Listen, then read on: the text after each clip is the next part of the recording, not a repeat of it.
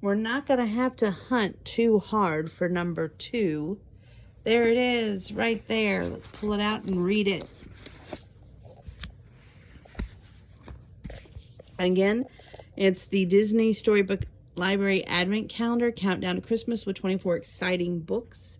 This one happens to be a Disney Pixar Onward, Autumn Publishing, 2023. It's sold as part of a set, not for resale. Okay. Onward, Disney Pixar, Autumn Publishing. I don't think it's got a separate page. It just goes right into the story. In a world where magic had been replaced by technology, Ian Lightfoot was a shy teenager elf who lived with his mom, brother, Barley, and their pet dragon, Blazy. Ian and Barley's dad had passed away when the boys were very young. Ian missed his dad every day and wished he could talk to him. Today was Ian's 16th birthday, and his mom, Laurel, had a surprise for him. Ian and Barley's dad left a special gift for them, which was only to be opened when both boys had turned 16. Inside was a real wizard's staff, a rare phoenix gem, and a visitation spell. They would be allowed, Ian and Barley, to bring back their dad for one day only. Up in Ian's bedroom, the brothers tried the spell. Suddenly a beam of light shot out of the staff. Then their father's shoes and their socks began to materialize, but Ian was struggling to hold the staff steady. Barley tried to help, but the gem exploded, and they thought the spell had failed until they heard something rustling in the closet. It was their dad, but only his bottom half. His legs staggered around, and Ian was upset to see his father's confusion. Barley tapped out a rhythm on his dad's shoes, just like he'd done as a child. Dad tapped his foot in reply and then placed his foot on Ian's. He knew his sons were with him. Now Ian and Barley had to find another phoenix gem to retry the spell before sunset, but first they had to get a map to help them. "Well, we'll start at the place where all the quests begin," said Barley confidentially. The Maticor's Tavern. The Maticor was a legendary 1,000-year-old warrior. Ian had his doubts, but the 3 Lightfoot men piled into the Guinevere Barley's van and drove off. Along the way, Ian used old clothes to make an upper body for Dad. When they arrived at the tavern, they all found it was now a family-friendly restaurant hosting birthday parties and karaoke. And the Maticor, now better known as Corey, was no longer a fearsome beast spoken about in legend. Barley asked Corey for the map, but she refused. Corey now believed that quests were dangerous. Bartley reminded Corey that she used to take risks and they lived for adventure. Realizing she was living a lie, the Maticor cried out, "What have I become?" Then she blew a fire around the tavern, burning everything modern. Suddenly a flaming wooden beam started falling toward the dad. Using the staff, Ian was able to use a levitation spell and save him. On the menu, which was based on the original map, Barley found a clue that led to the Raven's Point. So they jumped in Guinevere.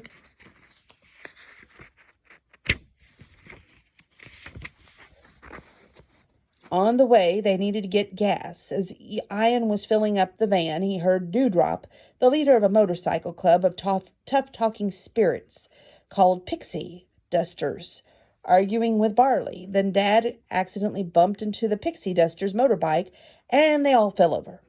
The sprites were furious. Ian, Barley, Dad jumped in Guinevere and managed to get away. However, they were soon pulled over by the police.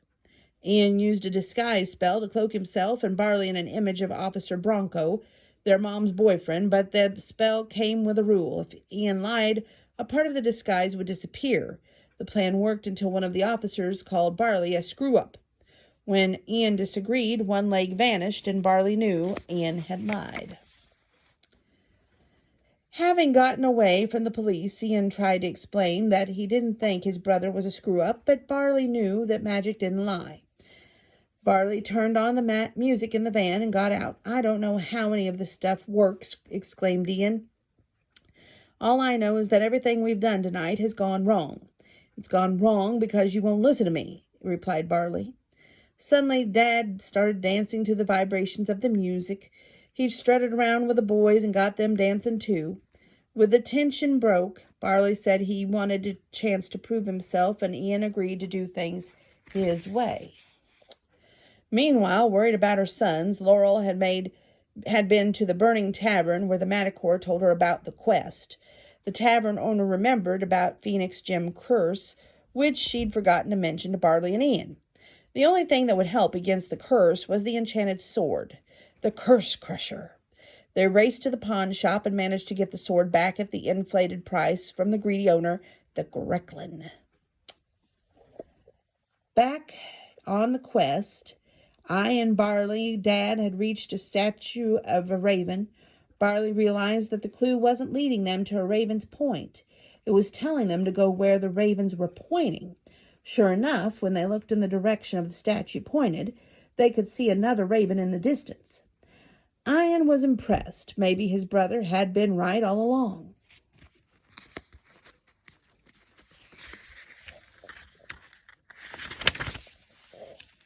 Following the ravens pointing, they eventually came to a raven that stood near a river. There was a loose stone on the raven, which Barley pulled out. The strange symbol on the stone gave him an idea. "We go to the end of the water and we'll find the Phoenix Gem," said Barley. Ian, Barley, and Dad followed the river into the cave. Using magic, Ian made a raft from one of Barley's cheese puffs. Along the way, Ian practiced other spells. He felt more confident that he would be able to perform the visitation spell again, and finally met his dad. At this moment, Barley shared a sad memory when their dad was in the hospital. Barley was too scared to go to his room to say goodbye, and Barley sighed, "That's when I decided I was never going to be scared again." The river ended, and at the entrance of the final gauntlet, Barley at the Phoenix Gem would be on the other side. They ran through the tunnel and entered a small chamber which started to fill with water. The boys guided Dad to a portal opening, and they climbed through the portal into the sunlight above. But they discovered that they were back in New Mushroomton, right where they started. "No, that doesn't make any sense," exclaimed Barley. "This has to be the Phoenix Gem. I followed my gut." Ian was crushed. He trusted his brother, and it got him nowhere. Ian walked away with Dad, leaving Barley alone. Ian sat on a cliff as the sun began to set and pulled out a list of things he wanted to do with his father. He was about to scribble down them all, and Ian realized something he'd already done with them all, not with Dad, but with Barley.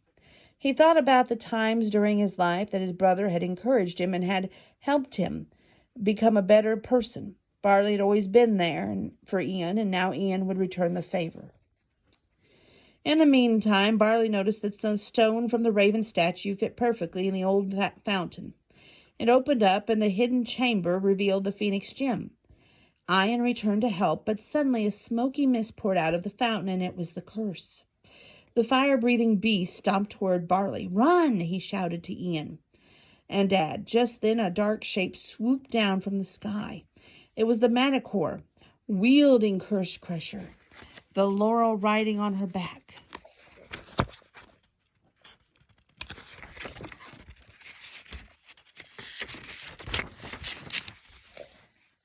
While Laurel and Manticore battled the dragon, Ian put the Phoenix Gem in the place of the cast into the visitation spell. This caught the dragon's attention. Barley wanted to distract it so Ian could finally meet Dad. "No!" exclaimed Ian. You say goodbye. I had someone look out for me, someone who pushed me to more than I ever thought I could be. I never had a dad, but I always had you." Ian hit the dragon with a spell as Laurel tossed the Curse Crusher to him, and he plunged it deep into the curse. The dragon exploded in a blinding flash. Suddenly there was another burst of light, and Ian saw Dad fully materializing in front of Barley. Tears filled Ian's eyes as Barley and Dad talked. When the sun set, Dad hugged Barley, then disappeared. Barley told his brother how proud Dad was of Ian, and Ian smiled. "Well, I owe an awful lot of that to you." "He kind of said that too," said Barley. "Oh, and he told me to give you this." Barley gave his brother a big hug. The quest had changed the Lightfoot family. Each of them had discovered things about themselves they hadn't known before. The experience of seeing Dad return, even briefly, had brought the family closer together than ever. No matter what was to come, they would always have each other to lean on. That was kind of a different little story. I never really was a big Pixar fan. No offense, Disney Pixar, just wasn't. But I would say, I don't think the ones that leave us ever really leave us. Their spirit is always there to guide us. In troubled times, when we wonder what to do or need guidance, we often talk to those that have passed on. Kind of like in that story. And I'm sure if you think about it in your own way, you can think of someone that's left your life or made an impact on your life that maybe you've talked to and asked for guidance. Maybe that's what the moral of the story is for this holiday season. Well, we got more stories to read, but not till tomorrow because I'm losing my voice. We'll do 4 more tomorrow. Whew, I tell you, this is fun but exhausting. I've got to start writing Christmas cards tonight. God bless.